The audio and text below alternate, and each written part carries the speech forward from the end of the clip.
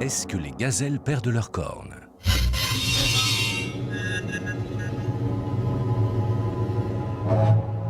Pourquoi les animaux marchent-ils souvent en ligne? Est-ce que les girafes ruminent? Est-ce que les singes font ce qu'ils veulent de leurs doigts? Est-ce que les éléphants attaquent les rhinocéros?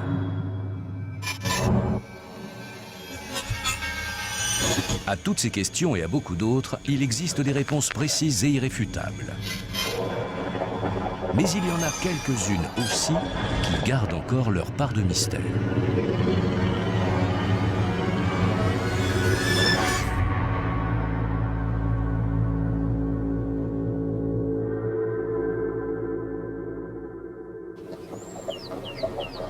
Commençons par l'une des questions les plus discutées par les scientifiques depuis toujours.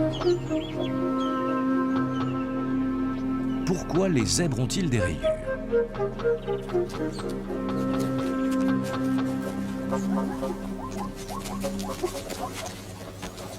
La question intrigue d'autant plus qu'à l'origine, ses ancêtres avaient une robe unie et sombre.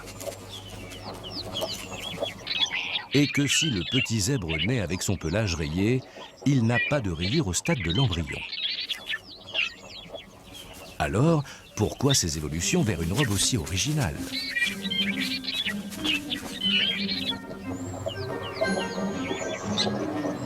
La théorie commune, c'est qu'il s'agirait d'un moyen de défense.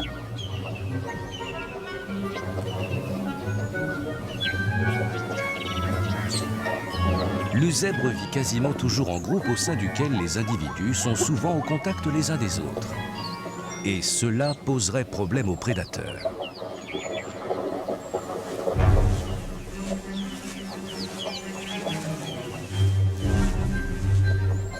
La lionne, ayant repéré les zèbres, percevrait en fait un ensemble aux lignes confuses et changeantes. Confrontée à la juxtaposition des rayures, elle aurait du mal à distinguer les contours précis d'un animal et donc à se fixer sur une proie.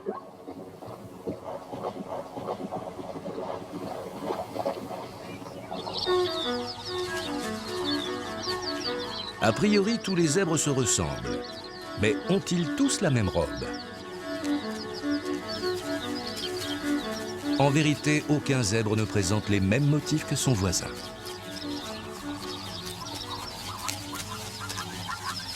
D'où une autre théorie.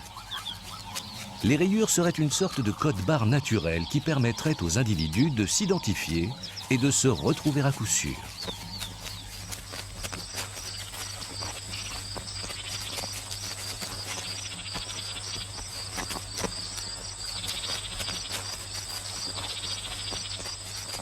Et si la vraie raison de ces rayures était tout autre? Si elles servaient en fait à rafraîchir l'animal. Cette nouvelle théorie est proposée par des scientifiques qui ont remarqué un phénomène étonnant.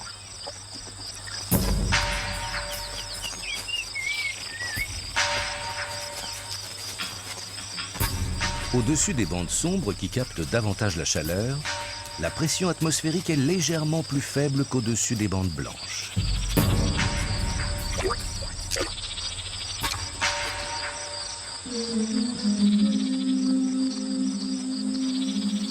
Ces différences de pression à toute petite échelle occasionneraient en permanence au ras du pelage de chaque animal une série de micro-courants d'air.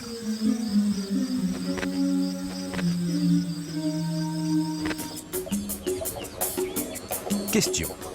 Le zèbre a-t-il une robe noire avec des rayures blanches ou blanche avec des rayures noires?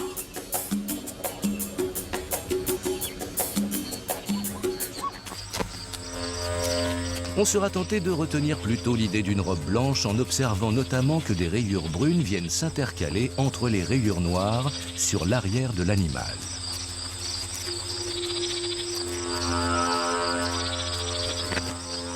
Elle lui donne de loin l'air un peu sale. On parle de rayures fantômes. Elles sont propres à cette sous-espèce d'Afrique australe.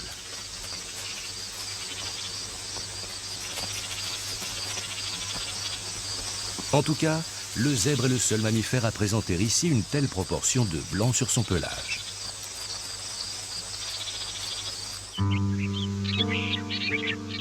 Dans la savane, mis à part sans doute chez les oiseaux, le blanc est rare.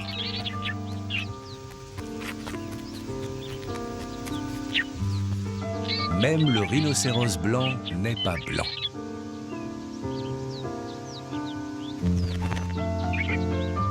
Mais alors, pourquoi lui a-t-on donné ce nom?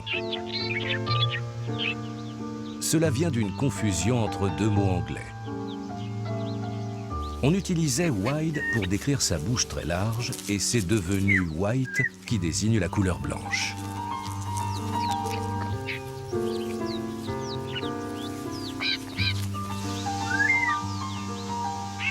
On trouve quand même un peu de blanc au bout de la queue du léopard.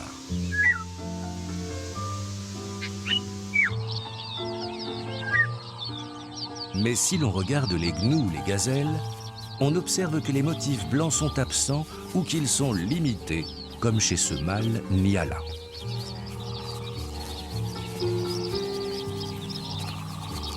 D'où cette question, pourquoi la robe des herbivores est-elle plutôt à dominante sombre?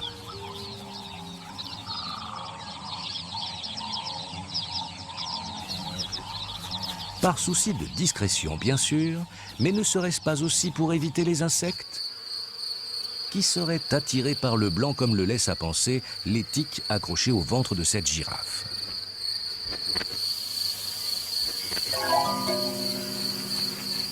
La vérité, c'est que les parasites sont bien visibles sur ces parties claires, mais cela ne veut pas dire qu'ils y soient plus nombreux que sur les parties sombres des pelages.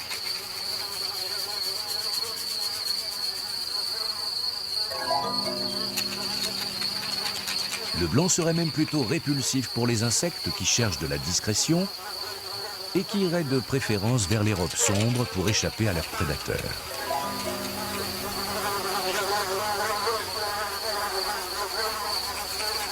Alors, clair ou sombre? Quel est finalement le meilleur pelage contre les insectes?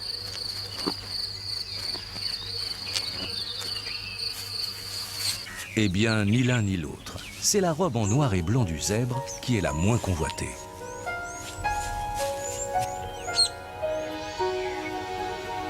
Ce pelage décidément étonnant suscite déjà une autre question. Pourquoi, au milieu de toutes ces rayures, le zèbre a-t-il une tache noire sur la face interne de ses antérieurs?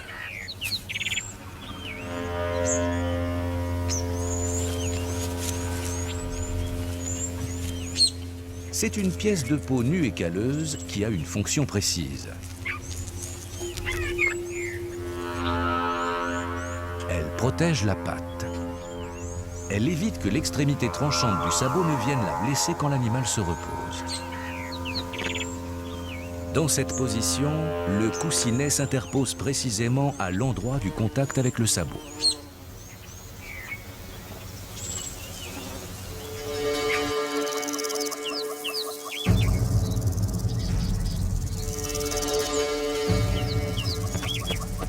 Dans la savane, toute blessure, même bénigne, peut être très dangereuse pour l'animal, notamment à cause des risques d'infection.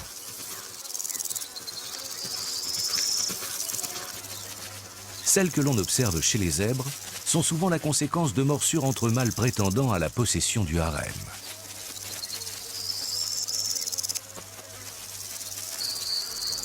Mais quelle est l'origine de la plaie que l'on voit sur la croupe de ce petit?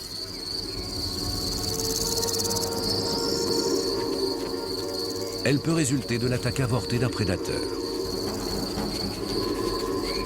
Mais on peut aussi imaginer que dans une fuite, le jeune zèbre se soit accroché à l'une des redoutables épines qui parsèment la savane.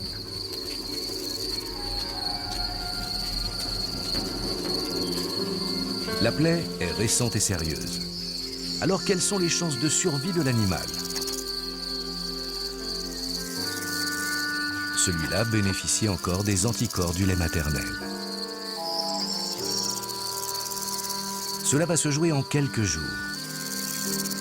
La cicatrisation peut s'opérer de façon rapide et spectaculaire. Mais si la plaie s'infecte, le petit est condamné.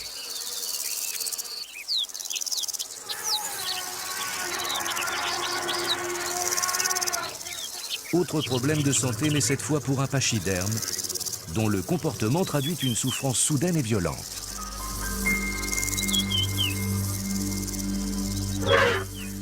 Pour tenter de la soulager, il va s'étendre sur le côté, ce qui n'est pas bon signe même s'il arrive que les éléphants se couchent pour dormir.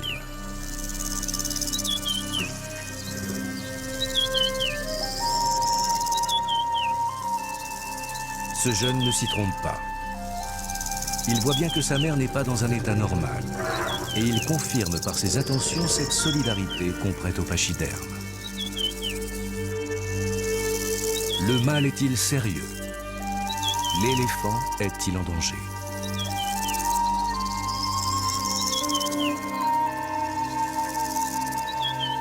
C'est cette grande femelle qui va apporter la réponse. Son diagnostic est vite fait. La matriarche connaît les bruits incroyables qui accompagnent la souffrance du malade et la fermentation intestinale. Juste un gros mal de ventre. Pas de quoi la détourner de ses occupations alimentaires.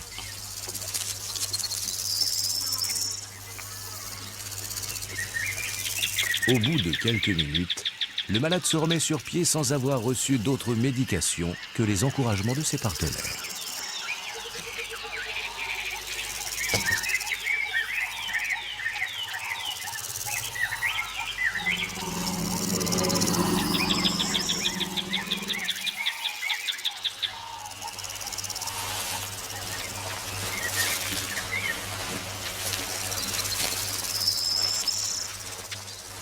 Nouvelle question sanitaire. Pourquoi les animaux se roulent-ils sur le sol?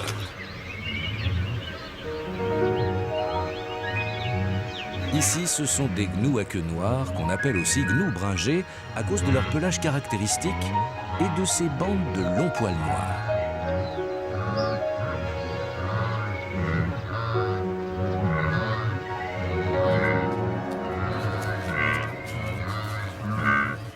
En se frottant au sol, l'animal poursuit un double objectif. Soulager ses démangeaisons et se nettoyer un peu avec la terre.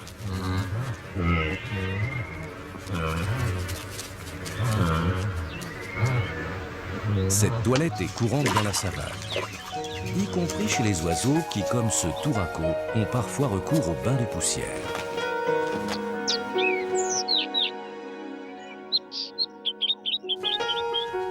Quant au buffle, c'est un inconditionnel du bain de boue.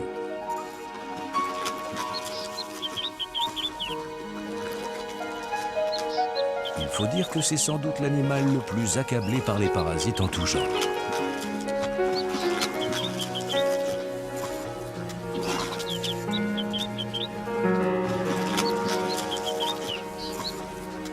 Quand elle séchera, la boue enveloppera l'animal d'une véritable carapace qui le protégera pour quelque temps des attaques d'insectes.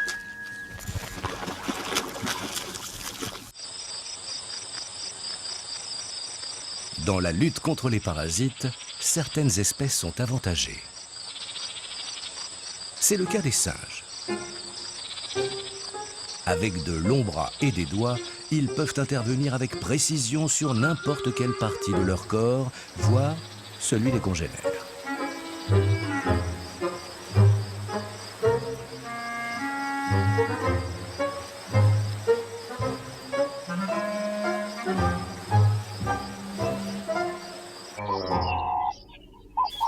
Les babouins sont omnivores et ils mangent les insectes qu'ils dénichent.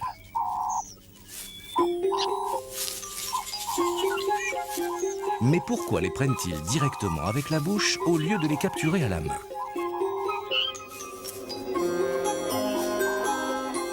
Tout simplement parce qu'ils ont l'index et le pouce trop gros et ne savent pas les prendre avec les doigts.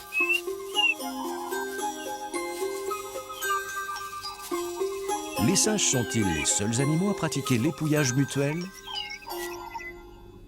Pas du tout. Dans la savane, c'est une pratique largement répandue.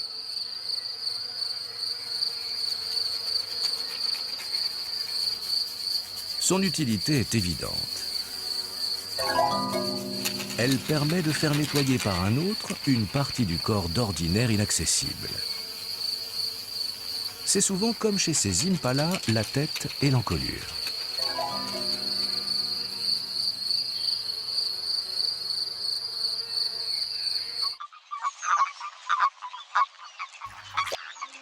Pour les travaux minutieux ou l'intérieur des oreilles, il y a toujours des volontaires en réserve.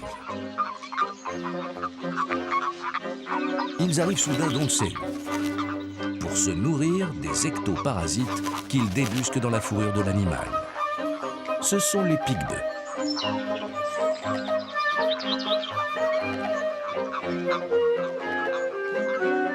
Pourquoi les mammifères supportent-ils ces oiseaux sans gêne et encombrants? C'est un donnant-donnant. Les mammifères bénéficient du travail de ces agents sanitaires et les oiseaux d'un garde-manger bien garni.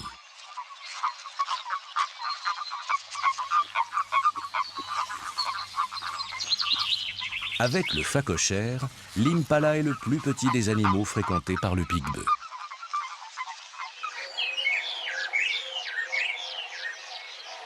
Est-ce que ces oiseaux ont une prédilection pour certains hôtes?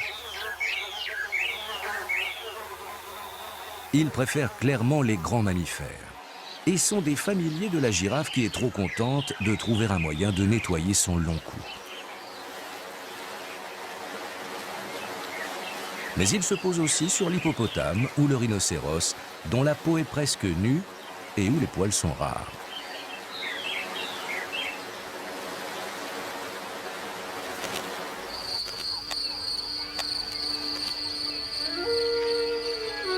Pourquoi ont-ils cette préférence pour les grands animaux? D'abord, pour la grande surface de peau à explorer. Et puis, ce sont des hôtes confortables et sans risque.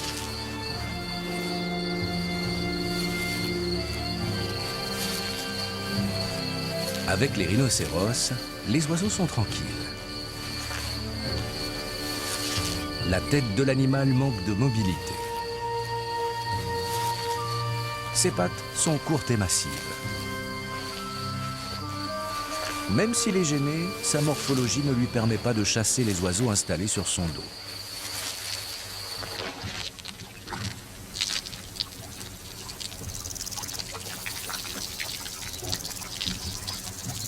On ne peut pas en dire autant de l'éléphant, à propos duquel il faut lever d'emblée une ambiguïté. Il ne boit pas par la trompe. Elle lui permet d'aspirer chaque fois une dizaine de litres d'eau, mais il se les reverse dans la bouche.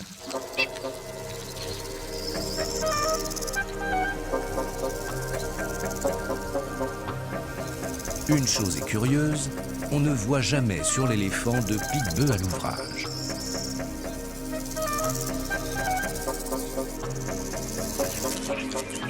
Alors, pourquoi sur le rhinocéros? Pourquoi sur l'hippopotame? Et pas sur l'éléphant?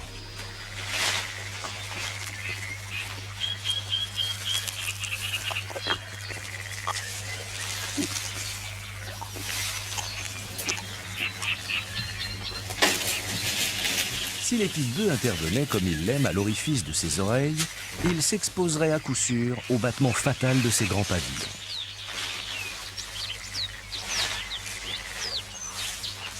Il ne serait pas plus tranquille à l'arrière, où la queue se termine par un éventail de poils durs.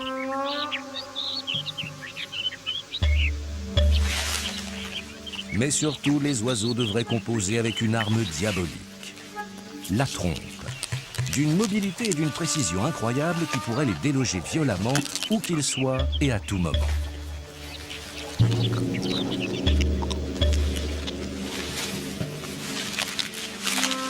Alors, pourquoi prendre des risques?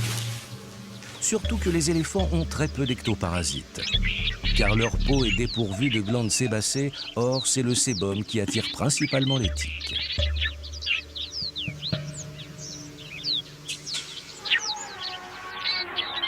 Est-ce à dire que l'éléphant est complètement épargné par les parasites?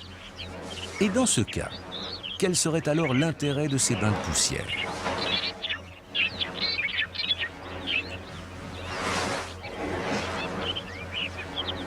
En fait, la peau de l'éléphant abrite quantité d'acariens, mais ils sont trop petits pour intéresser les pique-bœufs.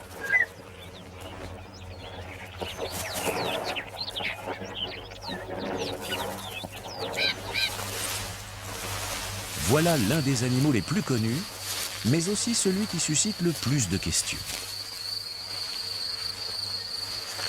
Celle-là, par exemple, quelle est cette coulée que l'on voit parfois entre l'œil et l'oreille de l'animal?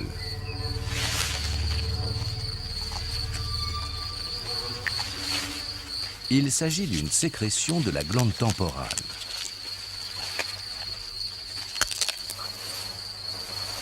Si on l'observe sur un jeune ou sur une femelle, elle traduit simplement un état de stress ou d'excitation momentanée.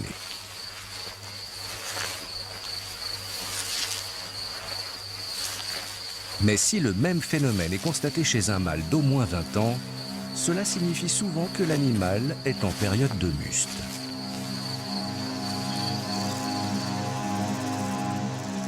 Qu'est-ce que le muste? C'est un état physiologique. Il s'accompagne chez l'éléphant d'une forte augmentation de ses hormones de reproduction. Ces niveaux de testostérone peuvent être 60 fois plus élevés que d'habitude, ce qui se traduit souvent par un comportement agressif. Ce congénère le sait et il préfère éviter le contact.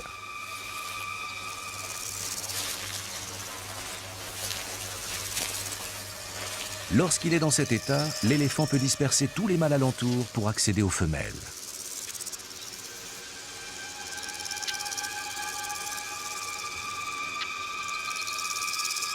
Le muste serait-il donc lié à la reproduction? Oui et non. Le phénomène garde une part de mystère. Car un mâle peut parfaitement se reproduire sans jamais se trouver en cet état. Et certains mâles en muste attaquent les femelles, qu'elles soient en chaleur ou non.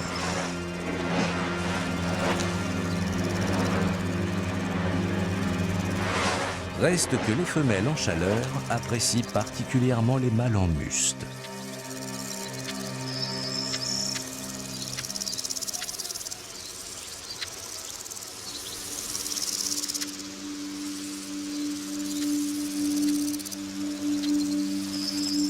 C'est lorsqu'ils ont 30-40 ans que les éléphants sont dans cet état de façon plus régulière et plus durable.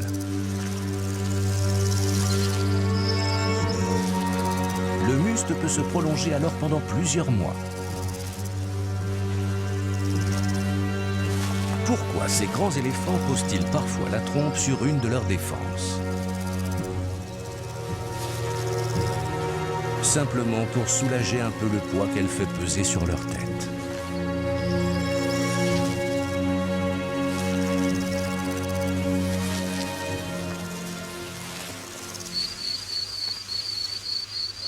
Revoilà d'autres poids lourds.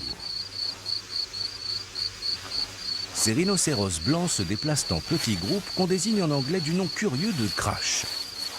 Littéralement, le fracas.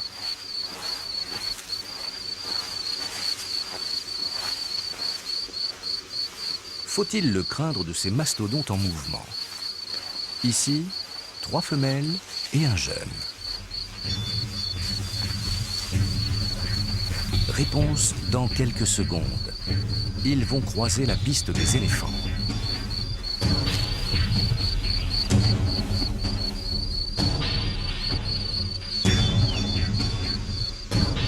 Ce sont les 2 plus gros animaux de la savane. Le rhinocéros semble bien armé avec sa corne. Et l'éléphant bénéficie de son avantage de taille.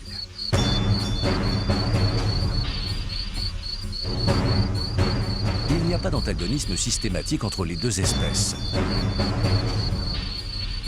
Mais le rhinocéros doit éviter à tout prix de contrarier l'éléphant. Car c'est l'éléphant qui attaque parfois le rhinocéros et presque toujours, il le tue.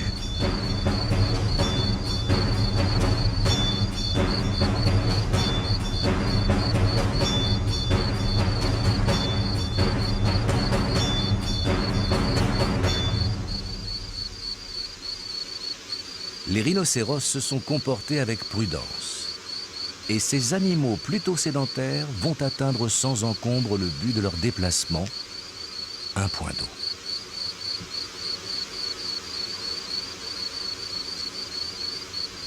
C'est l'occasion de s'interroger. Est-ce que le rhinocéros doit boire chaque jour?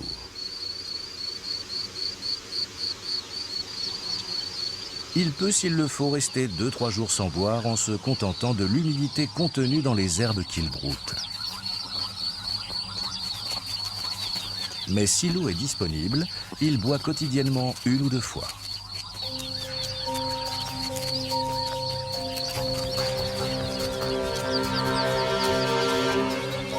C'est la saison sèche et la grosse affluence au point d'eau, où les espèces se mêlent complètement indifférentes les unes aux autres.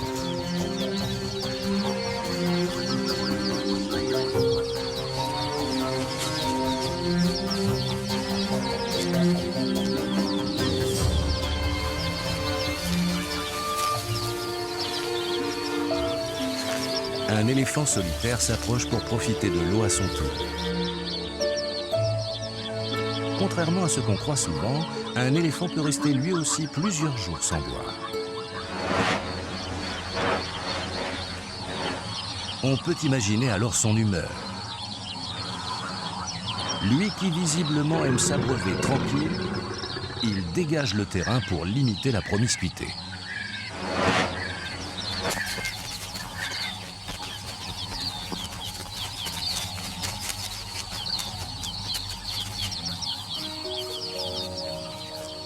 Ces grands rassemblements sont l'occasion de s'interroger. Pourquoi certaines espèces vivent en groupe et d'autres en solitaire? Prenons la grande famille des bovidés. On y trouve évidemment le buffle, mais aussi toutes les antilopes, soit un total de 75 espèces. Elles sont de forme, de taille et de pelage très différents. Alors, qu'ont-elles en commun? Eh bien, par exemple, des sabots à 2 doigts, des cornes pour tous les mâles et l'inscription au menu des prédateurs.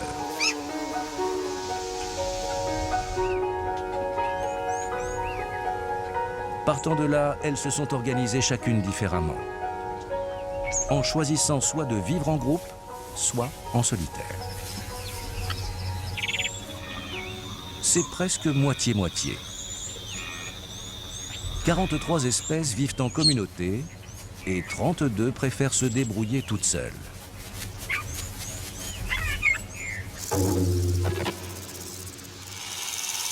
C'est le choix du steenbok.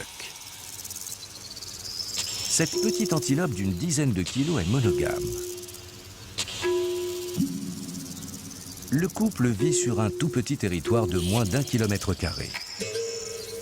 Mais chacun de son côté, une façon d'être le plus discret possible. Est-ce que cette stratégie est efficace? À l'évidence, car ces petites gazelles ont un taux de mortalité par prédation parmi les plus bas.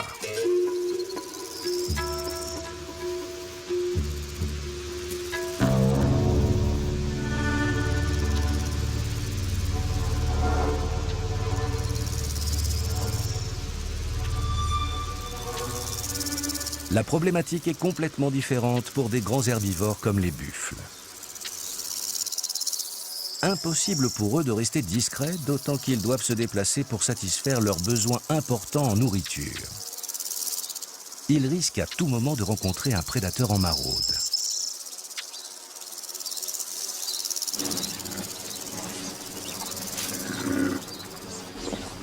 Comment s'y préparent-ils? Ils vivent en groupe, ce qui s'avère être une stratégie efficace. Le nombre et la masse peuvent s'avérer dissuasifs pour l'agresseur qui sera tenté de se rabattre sur des proies plus faciles. D'autant qu'ici, chacun profite de la vigilance des autres.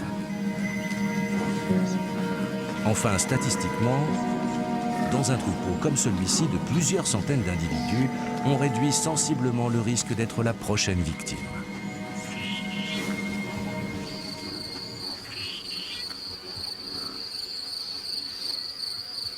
Les buffles forment un groupe stable, cohérent et hiérarchisé.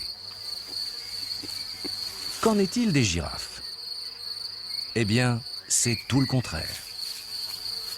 La girafe est physiquement, mais aussi socialement à part.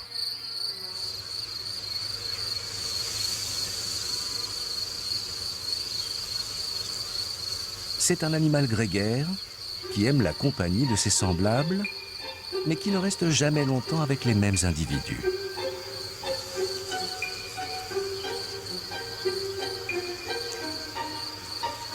Les groupes se font et se défont. Ils sont informels, ouverts à tous et sans leader.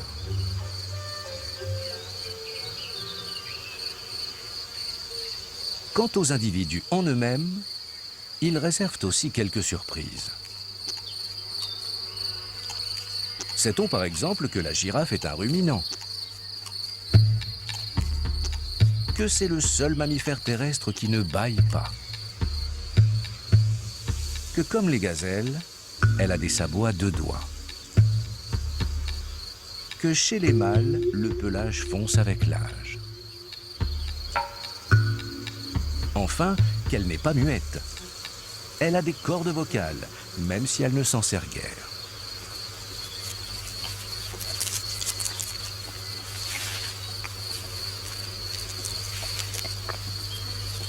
On observera que les mâles, avec leurs cornes chauves attachées à l'arrière du crâne, ont tendance à manger le plus haut qu'ils peuvent.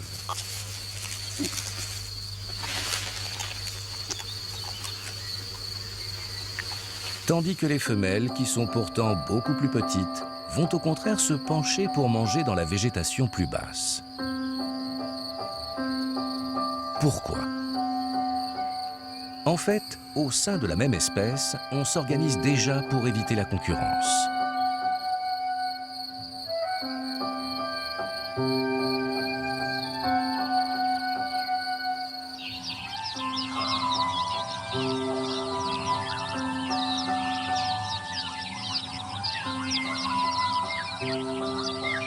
Tous ces animaux ont une contrainte.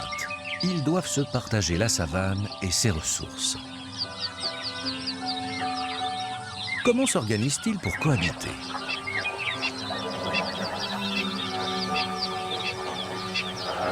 En fonction de sa taille, de ses besoins en eau et en nourriture, chacun s'est trouvé un environnement de prédilection et une organisation sociale adaptée.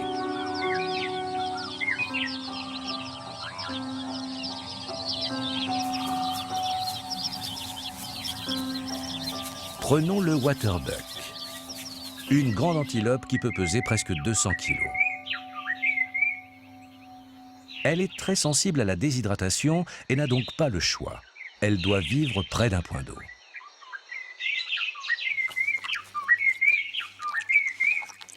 Comme elle boit et élimine beaucoup, elle a besoin d'une herbe très protéinée, ce qui réduit encore la liste des écosystèmes qui lui conviennent.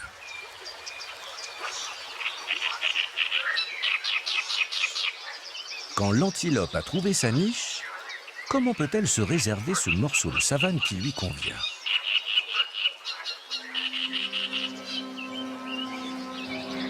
Elle ne peut pas empêcher d'autres espèces d'y accéder, mais elle peut s'organiser au niveau de la sienne. Elle va limiter l'accès de cet espace à quelques-uns de ses congénères.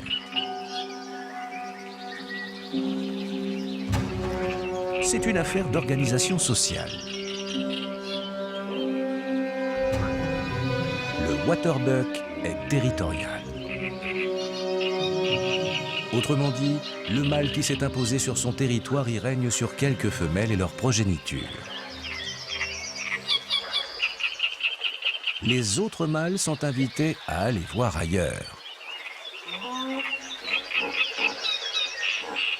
C'est l'organisation la plus courante chez les antilopes.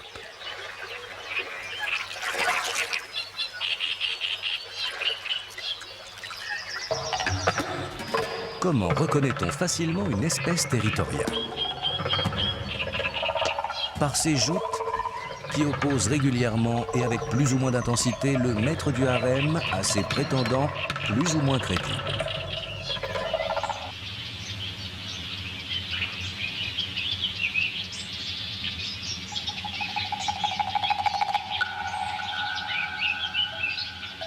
La croupe du waterbuck suscite nécessairement une interrogation. Quelle est donc la signification de ce grand cercle blanc qui la décore?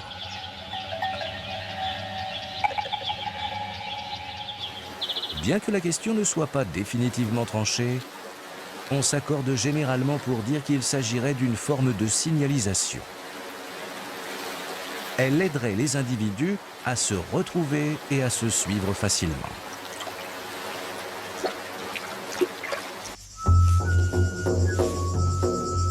Chaque antilope, ou presque, a une particularité. Quelle est celle du grand koudou? C'est d'être la seule antilope avec le nyala dont les cornes continuent à pousser tout au long de sa vie.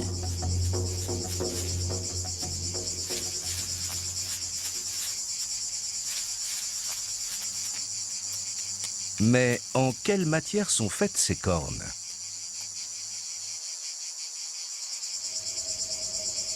Elles sont en os, de l'os recouvert d'une enveloppe de kératine. Ce qui veut dire que si elles cassent, elles ne repoussent pas.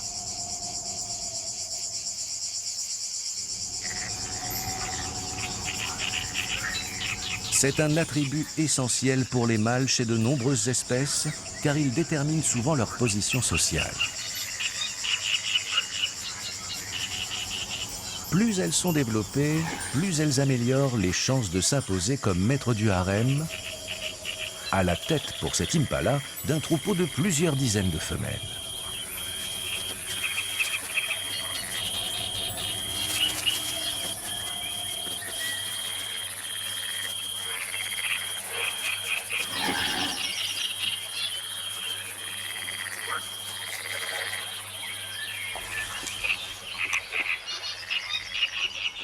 Comme la girafe et toutes les antilopes, l'impala est un ruminant. Ce qui se traduit par ce mouvement caractéristique de la mâchoire inférieure. Mais quel est donc l'avantage de la rumination?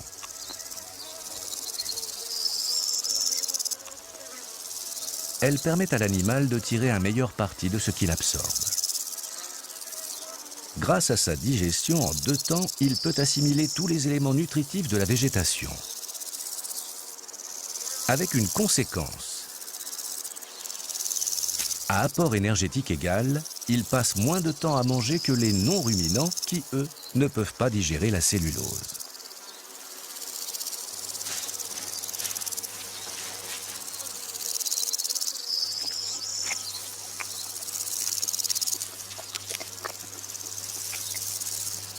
Chaque particularité d'un animal est une adaptation pour lui faciliter la vie.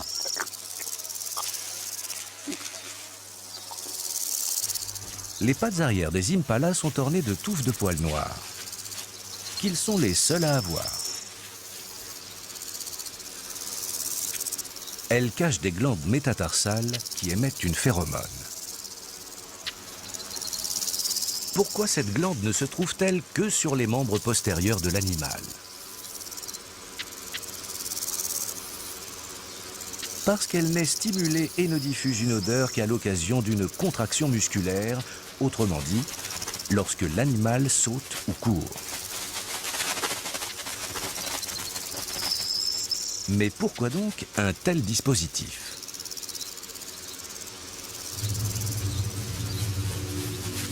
Il s'agirait d'un système de défense collective. Les impalas ont beaucoup de prédateurs et les alertes sont fréquentes.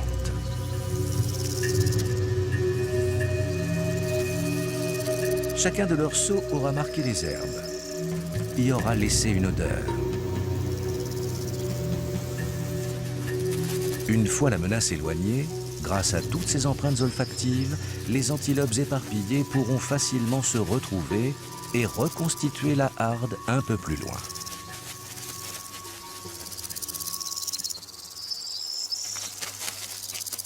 Les gnous bénéficient du même type de dispositif, mais leurs glandes odorantes sont situées sur le front, entre les cornes. Le marquage s'opère quand ils broutent et que la glande vient au contact des herbes.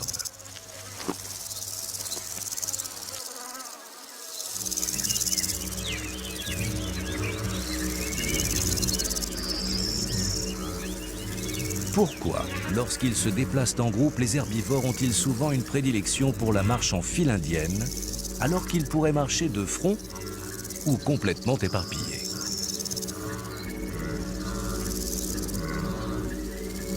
Les intérêts sont multiples. La file est le plus souvent conduite par un animal d'expérience, qui indique la direction à suivre. Autre avantage, au fur et à mesure que le groupe avance, chacun aplatit les herbes, écrase la végétation et facilite la progression des suivants. Mais ce mode de déplacement est surtout adopté pour limiter les risques de prédation. Le groupe est ainsi plus discret, moins bruyant. Il perturbe une surface plus limitée et réduit d'autant le risque d'alerter un prédateur.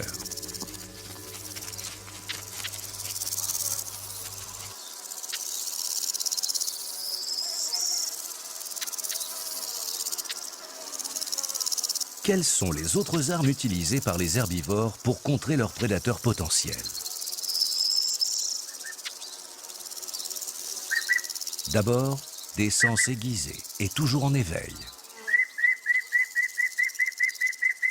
Et puis, la vigilance des autres, car le vrai danger, c'est la surprise. La preuve, si le chasseur a été vu par la proie, celle-ci le laisse souvent s'approcher aux limites de ses capacités à lui échapper à coup sûr.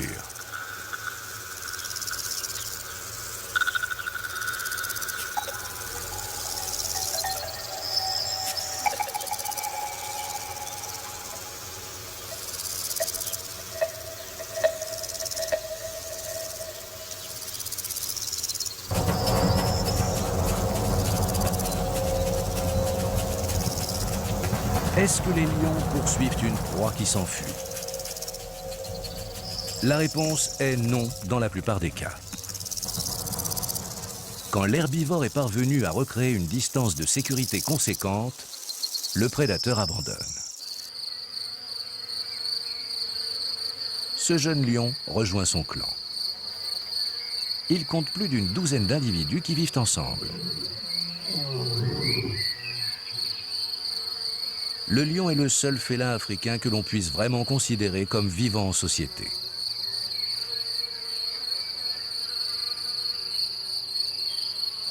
Un clan organisé autour des femelles. Elles sont sœurs, filles, tantes, cousines et même parfois sans lien de parenté.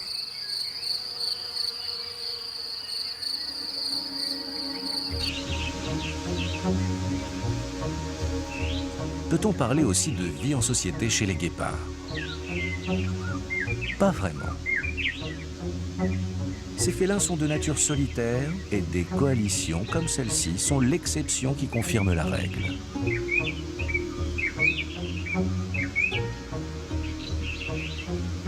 Ces groupes sont constitués presque toujours d'individus qui sont frères.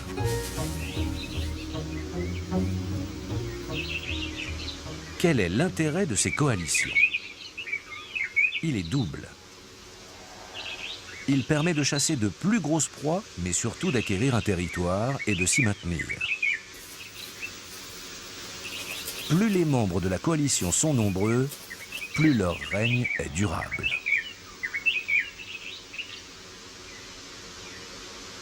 Les jeunes guépards passent beaucoup de temps à jouer. Est-ce l'expression d'une nature ludique? Pas du tout. C'est le moyen d'éprouver des aptitudes et des réflexes indispensables à la chasse. On retrouve le même intérêt pour le jeu chez les jeunes singes. Mais contrairement à une idée reçue, les singes adultes ne sont pas joueurs.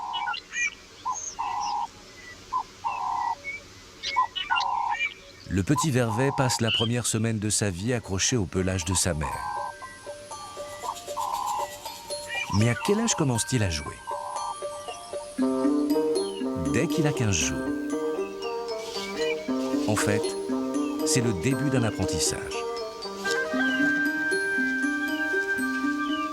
Une fois adultes, ces animaux omnivores sauront profiter de toutes les opportunités en matière de nourriture. Ils vont chercher des insectes, attraper des lézards ou éplucher des fruits.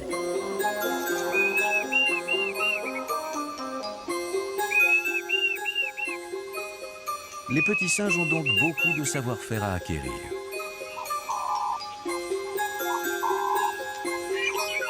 Ils doivent aussi trouver leur place au sein du groupe.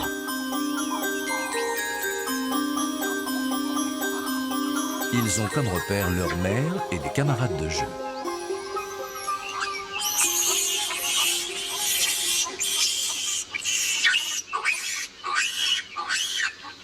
Avec les jeunes animaux, on ne sait jamais trop où est la limite entre le chahut et l'affrontement pour affirmer une position hiérarchique.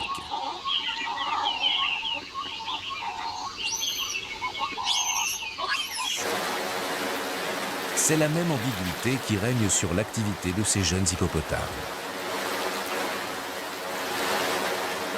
Peuvent-ils se blesser? Comme leurs dents n'ont pas encore poussé, ces exercices sont sans conséquence.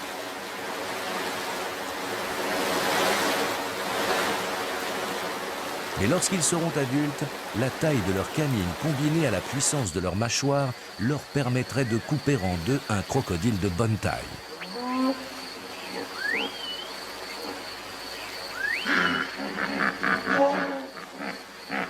Quelle est l'organisation sociale des hippopotames? Ils vivent en groupe, composés le plus souvent d'un mâle dominant et de quelques femelles et de leur progéniture.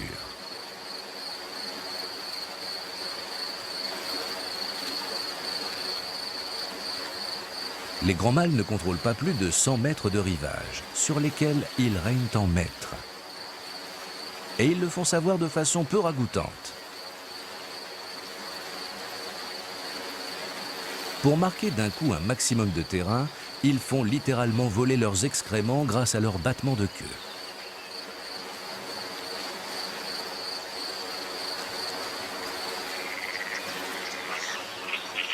Les hippopotames ont-ils une préférence pour les fleuves, les lacs ou les marais?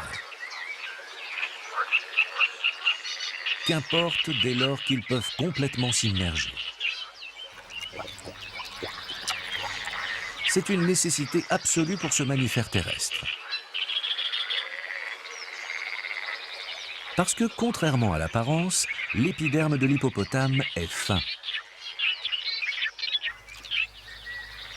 Et puis, il n'a pas de glande sudipare. Donc, se déshydrate très vite, beaucoup plus vite que les autres animaux.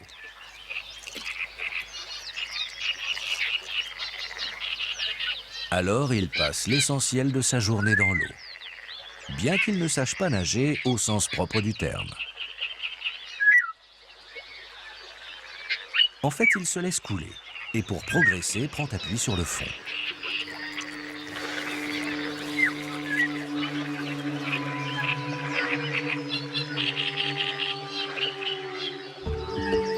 Comme ces apnées peuvent durer plusieurs minutes, on se demande ce que peut bien faire l'hippopotame sous l'eau durant tout ce temps.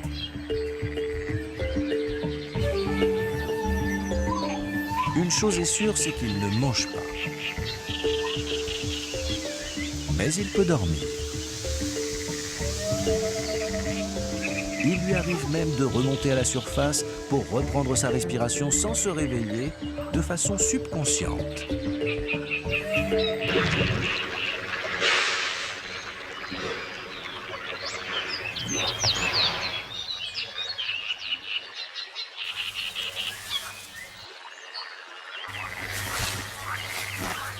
Que mange l'hippopotame? De l'herbe uniquement. Une quarantaine de kilos par jour.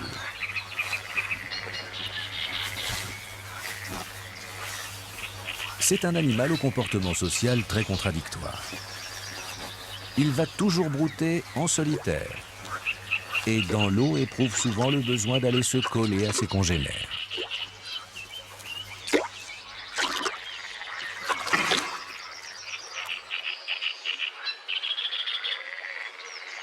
Pourquoi les hippopotames ont-ils tendance à s'agglomérer ainsi? La raison n'est pas clairement établie. Cela pourrait venir de l'habitude qu'ils ont à se serrer dans les mares à la saison sèche pour que tout le monde soit immergé quand l'eau se fait rare. Il pourrait s'agir aussi d'un comportement de défense pour protéger leurs petits contre les crocodiles. À moins que la vraie raison ne nous soit toujours inconnue et se révèle finalement tout autre. La savane nous interpelle encore et encore avec des questions. Certaines restent sans réponse. La magie qu'elle opère vient aussi de cette part de mystère.